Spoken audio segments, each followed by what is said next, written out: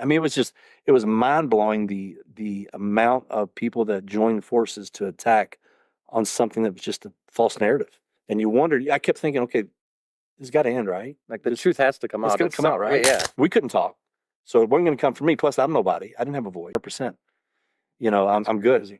I'm physically good. I'm mentally good. So I've been blessed. Yeah. It wasn't unlucky. I've just been blessed. It was just a bump, and here we are. So I can either be bitter about it, or we can go help other people. Me looking as an outsider, I would think where you grew up, where you went to school, all of these things, and that community relationship that you had. I'm shocked that there was not more activists, like community activists, like people involved in the community, not necessarily politicians, just people that are known that came out to defend you. Like that's not who this person is or But they anything. were getting canceled during that time. That's true. I mean, even when I did Strahan's interview on 2020 Good Morning America, and it was very contentious. He came in and it was just sit down, and it was a little elbow bump because he wouldn't fist bump, because COVID, and they had us far apart. And it was 3.5 hours of nonstop. Bam, bam, bam, bam, bam. He was coming in like a defense attorney. It's funny you say that, because the biggest burr in my saddle during this whole thing has been justice for Breonna Taylor.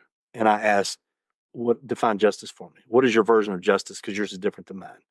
And people are like, well, what do you think justice be? I'm like, look, that's not up for, number one, for us to decide. That's up for God to decide. If we start placing justice or defining justice on who should be, what punishment should be for what, when it's a very murky situation, not a cut and dry black and white deal, that's not for me to say.